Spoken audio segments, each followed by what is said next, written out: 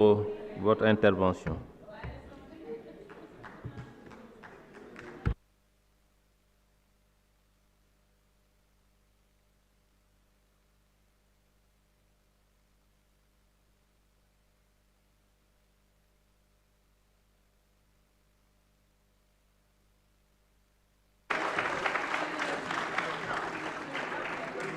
Je vous remercie, Monsieur le Président de l'Assemblée nationale, Monsieur le Président, honorables députés, mon très cher collègue, Messieurs et Mesdames, les hommes de la presse, pour avoir des jours durant séjourné dans cet hémicycle, je voudrais, après vous avoir salué, relever pour m'en réjouir les qualités humaines de la plupart d'entre vous. Je ne parlerai pas de l'exquise courtoisie de Monsieur le Président de l'Assemblée nationale. À l'observation, il emplit son rôle et s'acquitte très heureusement de ses charges.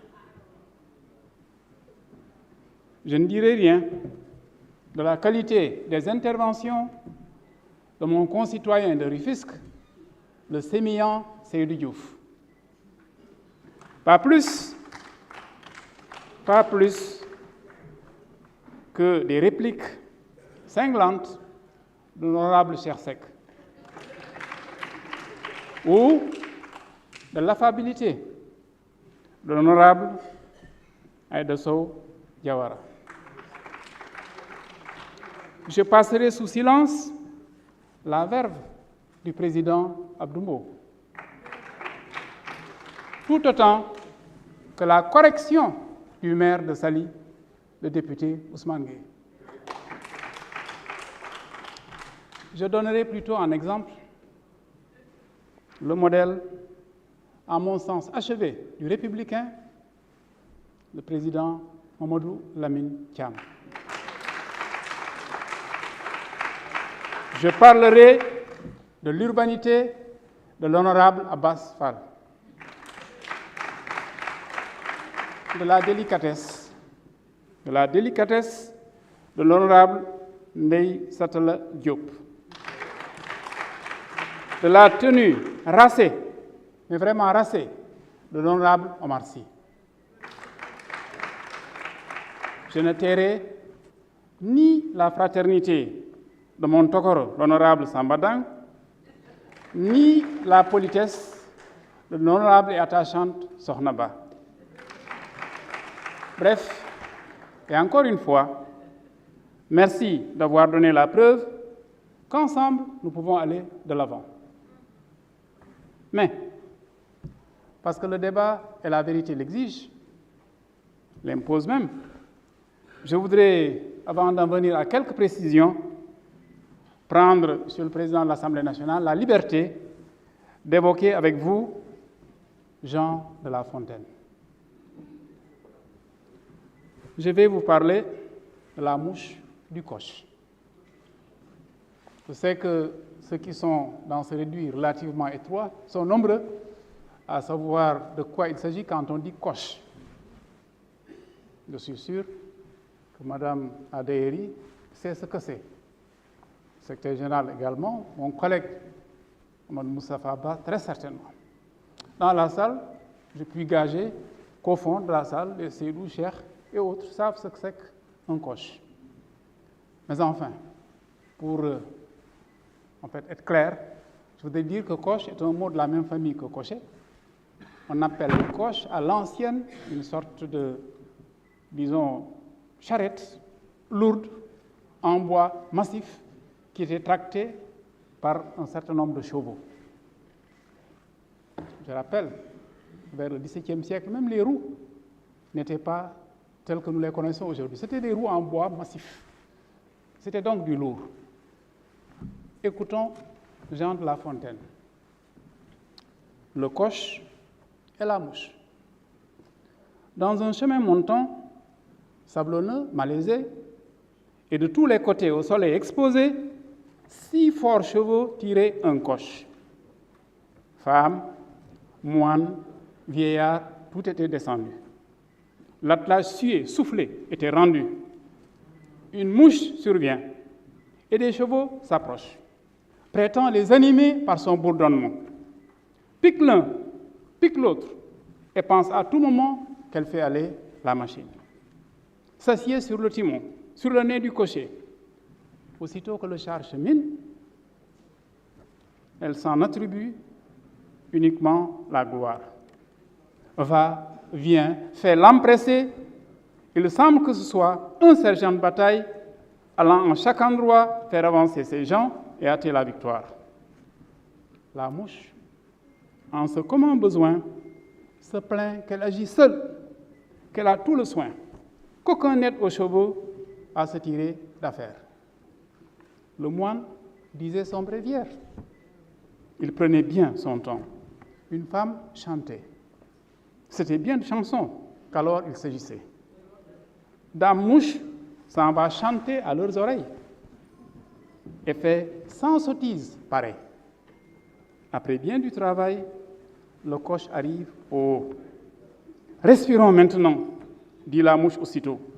J'ai tant fait que nos gens sont enfin dans la plaine. Ça, messieurs les chevaux, payez-moi de ma peine.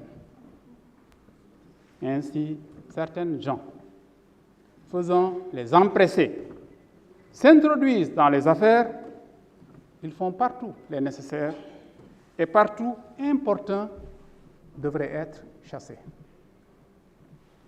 Le propre des hommes de raison et des génies, c'est qu'ils ont des paroles profondes qui traversent le temps. Le texte que je viens de vous dire en vieux français, bien entendu, date du XVIIe siècle, Jean de La Fontaine. Lan la ciy wax day nettali booba si jamono benn saret bu diis boo xam ne ay fas ñoo koy xëcc mu ñëw nag si yoon woo xam ne day yéeg yoon yi bari xeer bari galgal coche bi puus puus yi fi xaw a tag mu ne nu ñuy def ñu xool bu diisee metti dañuy def ba yëf yi gën a woyof ñu wàccee jigéen ñi wàccee màgget yi labbe bi nekkoon si biir sax di jàng ñu wàcce ko may ñu rek ba mu yéeg coche ba nekk fa di dang-dangi ni jéem parce que juróom benn la ñuy xëcc benn weñ nag fa lay fee di naaw ñëw ne xaal lii moom bu dul man lambaay day ñaaw mos jàppalee du baax tag fii tag fee ci bopp kii dawal fas ci génnu fas ba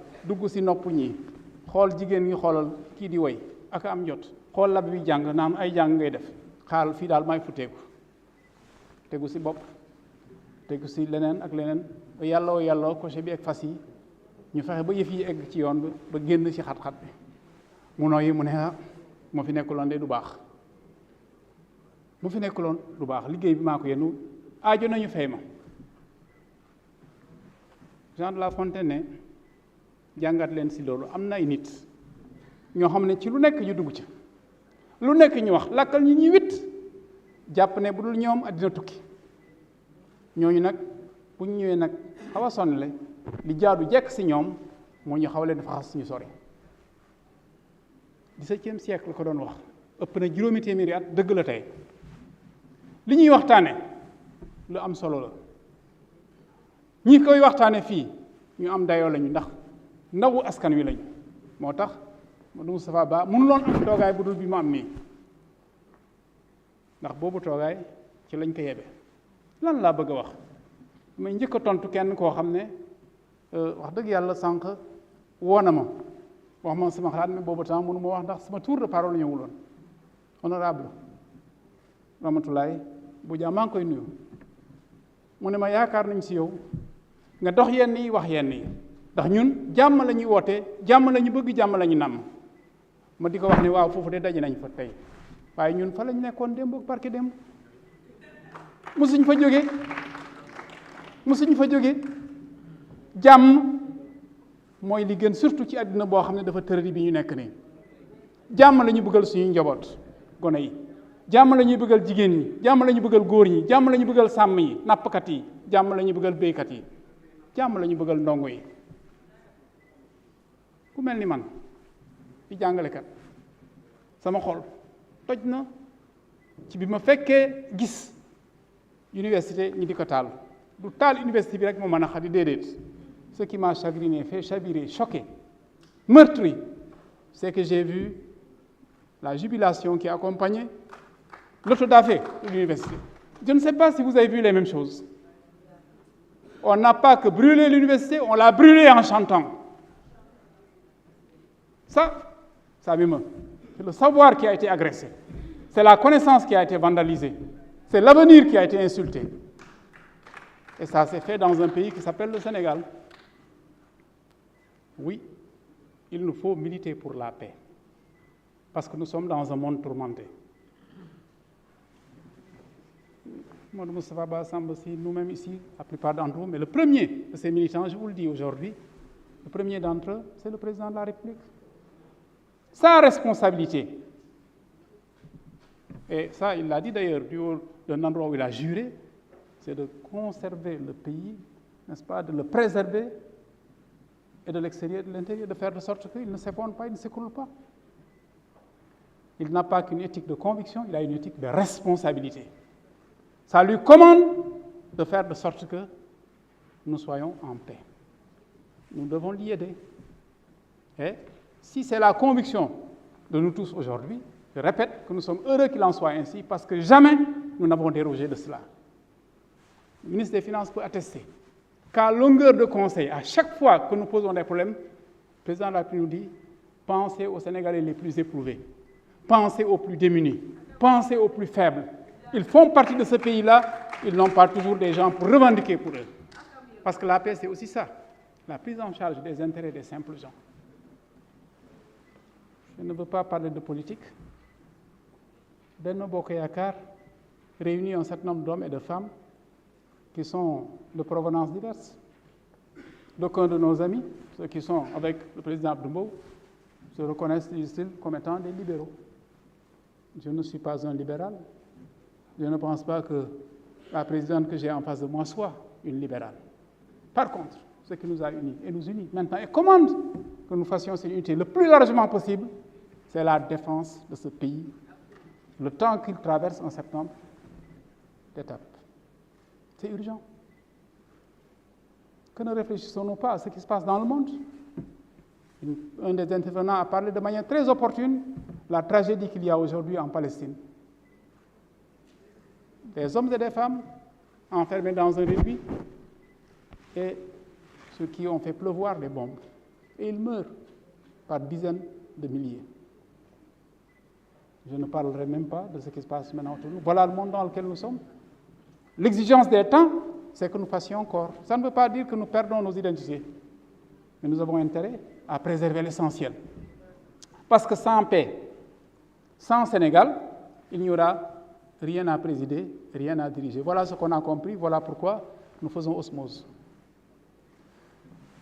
Cela étant dit, maintenant, pour en revenir aux questions qui ont été posées, elles sont toutes importantes. Qu'avons-nous pu faire depuis? Est-ce que colonne couvrée, nous avons réglé tous les problèmes des Sénégalais? Non. Est-ce que nous avons la volonté d'améliorer la condition, n'est-ce pas, les conditions de travail, de rémunération des salaires des Sénégalais? Oui. J'ai ici une longue liste des réalisations qui sont les nôtres, et puisqu'il fait tard, je ne vais pas vous infliger, mais j'ai une longue liste de nos réalisations en tant que ministère du Travail, et nous ne faisons pas grand bruit, parce que ce n'est pas de cela qu'il s'agit. Il ne s'agit pas de vendre son image. Il ne s'agit même pas de dire voilà ce que nous avons fait. Il s'agit simplement que les gens constatent qu'on a fait. Ça ne veut pas dire que, quelque part, il n'y a pas un travailleur dont les droits ne sont pas respectés. Ça ne veut pas dire quelque part qu'il y a un travailleur qui, évidemment, voit son salaire ne pas être rétribué à la hauteur de ce que cela aurait dû. D'ailleurs, je suis heureux de voir que de l'intérieur de l'Assemblée nationale, il a surgi une question qui n'a pas été tellement chahutée, la question de l'amélioration des conditions du député. Vous l'avez posé, oui. Pourtant, de l'extérieur de cette enceinte, on pense qu'aux députés, il ne manque rien. On dit à profusion qu'ils ont leur salaire à la fin du mois et on ne se gêne pas de dire, voilà, ils gagnent X et Y. Mais ils disent qu'ils sont à la peine. Et nous qui les voyons ici, savons que ce n'est pas aussi simple que ça. C'est une question d'équilibre. Ce qui vaut pour eux, vaut pour d'autres. Tout à l'heure, un des intervenants a dit que concernant les enseignants, il a cité les décisionnaires, les salaires étaient bons, disait-il. Bon. je ne sais pas si eux-mêmes vont le dire comme cela, mais incontestablement, des pas ont été franchis par notre pays. Grâce à une volonté. Une volonté qu'on peut mesurer en se rappelant de ce qui a été fait quand la crise sanitaire s'est installée dans notre pays. Quelle est la décision, la première que le président de la République a eu à prendre et que vous avez accompagnée? Dans cette période où tout était à l'arrêt, il dit interdiction de licenciement pour motif économique. Imposition de payer au moins 70% du salaire. Décision courageuse s'il en est. Madame la Présidente me signale que je commence à être bizarre. Ce que je voudrais dire, c'est que nous avons pris bonne note de tout ce qui a été dit ici en termes de recommandations, en termes de réflexion, en termes de suggestions, et ça rencontre ce que nous sommes en train de faire, sans avoir la prétention que nous avons tout fait ou que nous pouvons tout faire, parce que nous faisons ce que nous avons à faire avec les moyens du jour. Je vous assure, mesdames et messieurs, que la conviction du président de la République, sa passion, et il le dit lui-même, c'est ce pays qui est le nôtre. Assurer sa sûreté et sa sauvegarde, faire de sorte que chaque Sénégalais vive au mieux. Et là-dedans, évidemment, il y a les travailleurs dont nous sommes chargés de la protection, en ne perdant pas de vue que protéger les travailleurs, c'est protéger également les créateurs d'emplois. Il faut que nous marchions sur nos deux jambes. Et si nous ne le faisions pas, nous ne nous en sortirions pas. Évidemment, les créateurs d'emplois sont les nationaux, mais sont aussi les étrangers auxquels nous disons bienvenue à condition qu'ils acceptent de respecter un certain nombre de règles, des règles auxquelles nous devons nous astreindre tous, mesdames et messieurs. Je voudrais maintenant vous remercier pour les témoignages élogieux faits à notre endroit en vous disant, encore une fois, nous nous imposons simplement ce que nous aurions aimé voir chez les autres.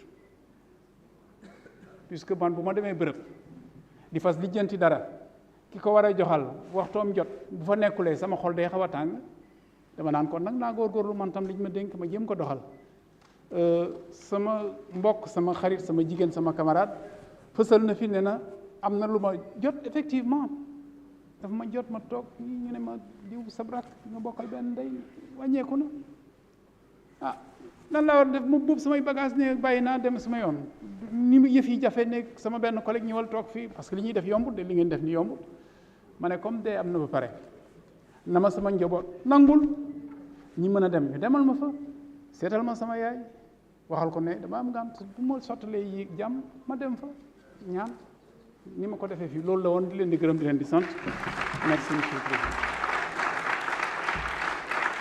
Je vous remercie, monsieur le ministre. Monsieur le ministre des Finances, vous avez la parole.